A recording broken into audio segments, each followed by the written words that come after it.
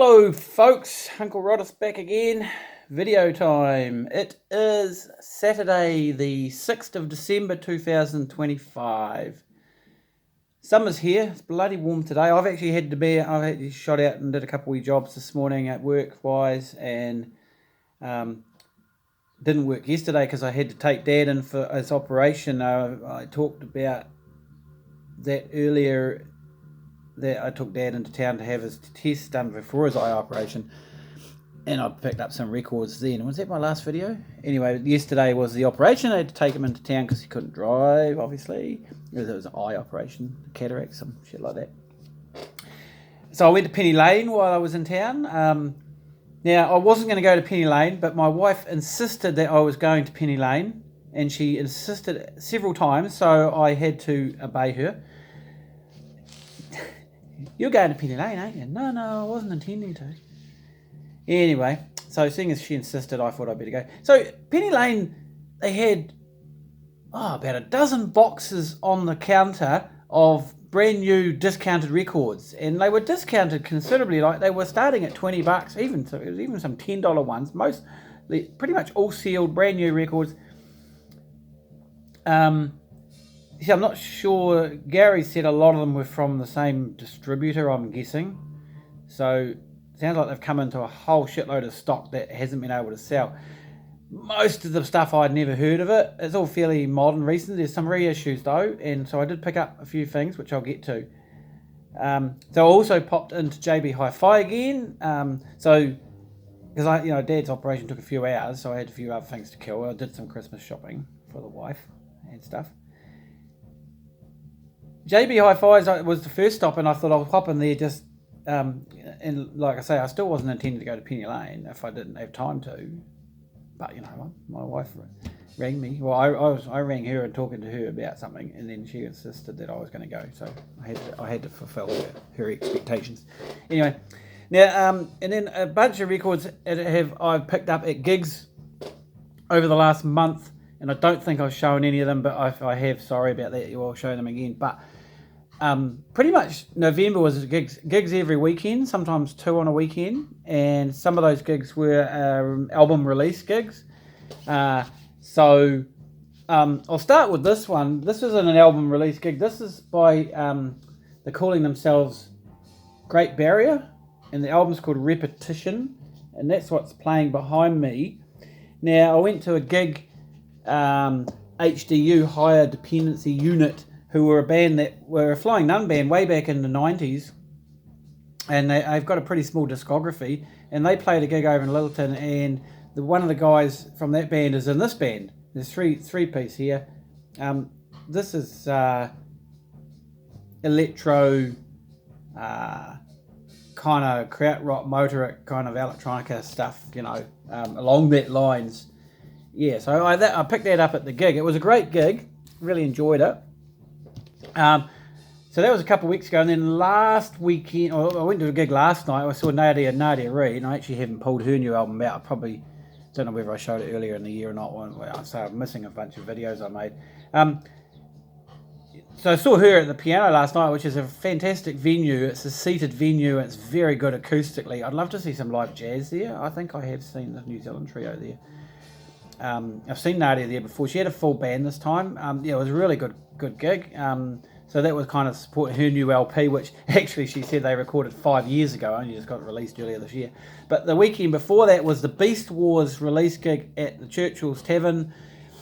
It was pretty much sold out. It was a full gig. Unfortunately, the Churchill's Tavern, the guys that run the place they weren't actually going to put gigs on the church. I mean, I went to a few gigs at Churchill's years ago, but it changed ownerships, and these guys weren't that interested in putting on bands, but then found that they're in the location of the place. I think they just weren't getting enough people, so they started putting bands on again. But they got a good sound system, but the speakers are sitting on the ground, and so all of the people are standing in the speakers. So if you're kind of halfway back in the crowd, it's a bit muffled. And I ended up talking to Gary from Penny Lane, who was at the gig. It's actually just across the road from Penny Lane, and I saw him yesterday, and he said, yeah, I reckon the same thing. It was just so good gig, but it's terrible sound because you need your speakers up high so you can disperse the sound over. You're not all absorbed by the people. But anyway, this is their new LP. on Destroy Records. So this is something like their 6th album, 7th album, something around there. They've been around for a long time now. What's it called? The Ship, the Sea. Pretty standard Beast Wars stuff. Heavy sludge rock, sludge metal, whatever. Yeah. I don't think this one was on. I bought this at the gig, not on the coloured vinyl. I think the coloured vinyl variants were sold via their website. They always sell out really quickly. At the HDU gig the week before that in Littleton, I also picked up, I believe, this one. I think. Was it when I picked this one up? Yeah, I'm pretty sure I did, because they played support to HDU. This is Pearly. This is actually out on Leather Jacket Records, but distributed by Flying Nun. So it's actually got a Flying Nun catalogue number. It's also got a Leather Jacket Records. I think these guys are from Christchurch. Just on the black vinyl, and I'm trying to think what the hell they were like. God, I've seen so many gigs lately. I remember enjoying them, and I enjoyed this album. So I haven't only played it a couple of times since I had it. Pearly, I believe this is their first LP. Just a 3-piece, I think. I remember enjoying the gig, and then also another gig I went to was the Dick Move and their album release tour, and this is their new LP on 112 Records, but also distributed by Flying Nun. So yes, this also has a Flying Nun catalogue number. So Flying Nun do a lot of distribution of local labels. So 112 Records I've mentioned many times, and I've pretty much got their entire discography now, apart from the singles, because I'm not interested in that. And like I say, the Leather Jacket Records is another one I am picking up pretty much all their releases. I'm a few behind with them, but I think I'm up to date with these guys. They're always a little bit slow getting on Discog. Sometimes I've had to do it myself. So yeah, punk band, kind of a feminist or punk band sort of thing. A lot of feminist politics in their music. Yeah, really cool, fast, classic punk kind of stuff. Yeah, good gig. Really enjoyed it. So I saw them, picked this up. I think, did I say this was on coloured? Oh yeah, this one's on coloured vinyl. This one is on a red vinyl. And yeah, so that was cool. I also saw Deaf and the Maiden, actually the same weekend as Beast Wars. That was on the Friday night. Earlier in the month, I'd been to see Arthur Abiz. He hasn't got a new LP out. He put one out at the start of last year, or start of this year, I think, which is really cool. I've got that. He's third one. But supporting him, were they supporting him? God, I've been to so many gigs. Adam Hathaway and the Haunters. I'm pretty sure that he was supporting at that gig. He's a local Christchurch guy, just on the black vinyl. This is their third LP under Adam Hathaway and the Haunters. He's also got a solo record that he released just under his own name, which I showed, or I may have shown, I don't know. That came out earlier in this year, which is on Leather Jacket Records. This one, I think it's just, this is a Leather Jacket release as well. Yeah, so I've got most of the stuff they put on vinyl so far. He's also got a few on CD that came out earlier. Right, okay, so where are we at now? Right, yesterday's haul. Okay, so JB Hi-Fi. I've been doing pretty well out of them recently, actually, and so they've got some sale bins with roughly about $30 to $40, $45. Some are a little bit higher in their bins, so that's pretty cool. Again, I guess it's just stock that they haven't sold. So I showed that, I think in my last video, I picked up several releases. So did all right again. I got 3 LPs. Reissue of Wars 1971 All Day Music. I did pick up The World is a Ghetto LP earlier in the year. I'm not sure what year this reissue is. Fairly recent, out on Rhino, maybe the last couple of years. Yeah, because I mean it's all new stuff at JB, so it's all reissues mostly. What's this? Is a poster. Okay, poster of the band. I don't know if you can see that very well. So yeah, looking forward to hearing that because I quite enjoy their music and haven't played that one yet. Only just got these yesterday. Also picked up from JB this, and I did see it last time, and I don't know why I didn't grab it. So it's still there. The Insect Trust. This is a music on vinyl reissue from maybe last year. It's actually a numbered copy. I've got number 174. I think there was 750 copies. It's on a clear vinyl. And this is an LP that I had been aware of over the years, and remember back in the 2000s, and everyone was blogging, and they were all posting all these super rare records that, obscure records, putting them on their blogs, and you could download them. And I downloaded quite a lot of music from those and explored a lot of stuff. And and over the years, I've actually been picking up some of those records that I had, the ones that I remember, and I do remember this one, and I think I'd actually ripped it onto a CD. I've got none of those CDs. I gave them all away in the end because they're only MP3 quality, and I'd rather have a vinyl or a CD, a proper CD. But so this is 1970 release. It's it's kind of psychedelic folk pop stuff. Really cool album. This album's it's got a bit of a good reputation amongst people, so I'm pretty sure. And then finally from JB, I'm pleased to find another Lucinda LP because Penny Lane, they don't have any of her new stuff or any of her new LPs releases.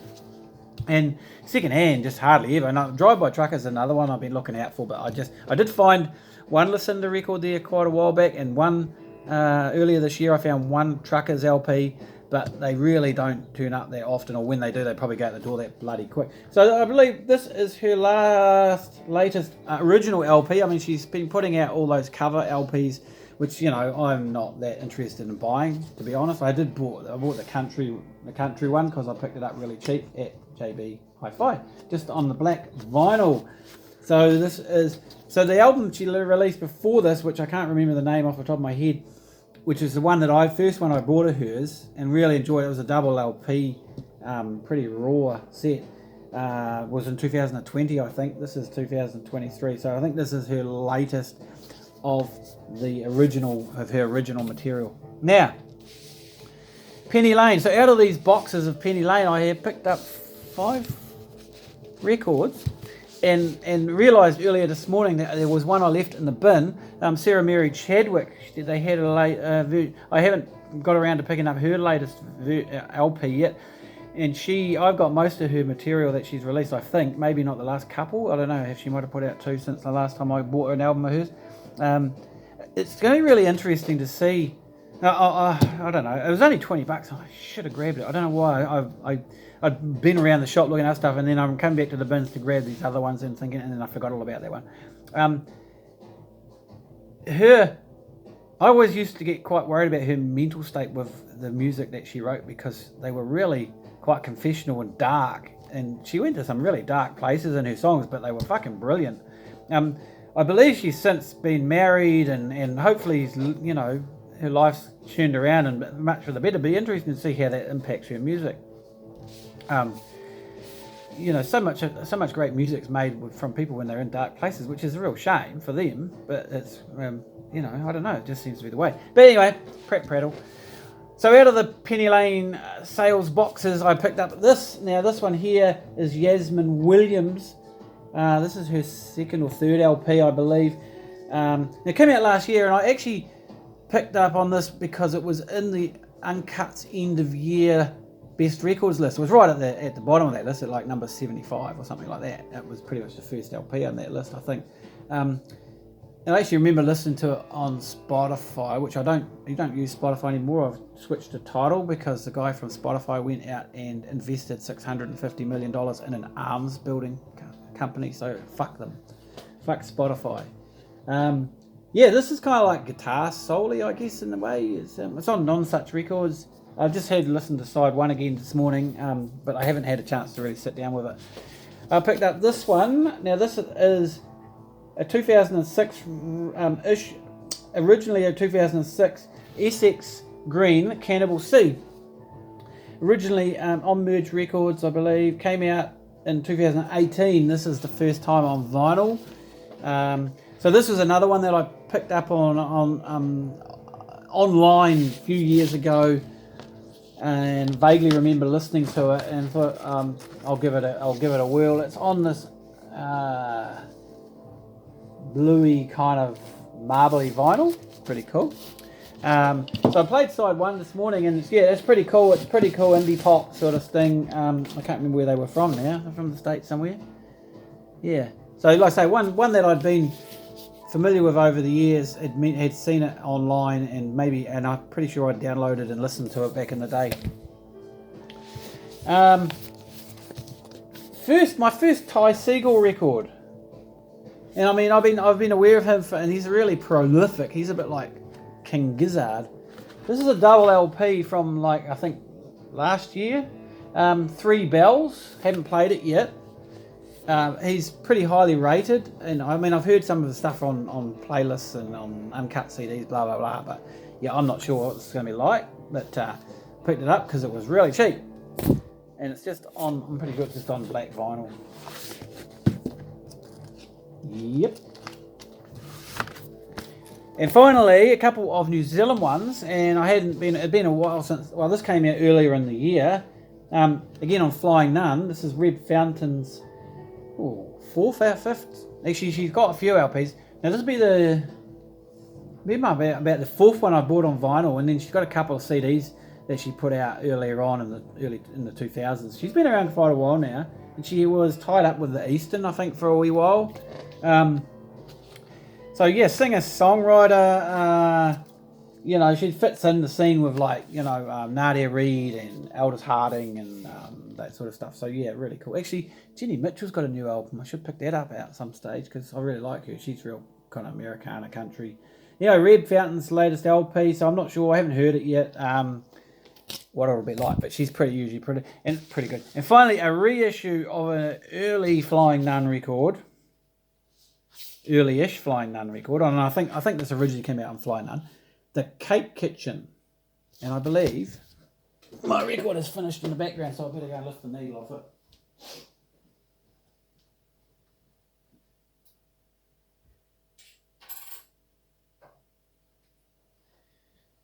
Not sure if you heard any of that. It was quite quiet in the background there. Anyway, so the Cape Kitchen.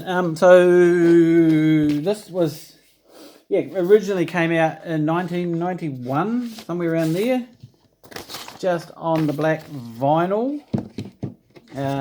So this is one of the Jeffries brothers. Graham? Did Graham Jeffries do this one? Yeah, Graham Jeffries. It's a trio. Originally released as... so it's originally released as a 4-song vinyl EP by Flying Nun Records in 1989. And then it was expanded to a 10-song CD and vinyl by Homestead Records in 1991. So this is the expanded version on vinyl, reissued on Dias Records, and I am not sure what year it is. So Graham Jeffries and his brother Peter Jeffries were in this kind of Punishment and another band, which I'm bloody can't. The name is eluding me at the moment. So yeah, this has been on my want list for a while. I have a couple of later Cape Kitchen ones, but I didn't have this one, which I was a bit wondering whether I should have looked it up on Discog, because I think, when I was on the way home, I think, shit, I probably actually already got a copy of this. I'm going to change the sheet. I hate these paper sleeves. They are awful.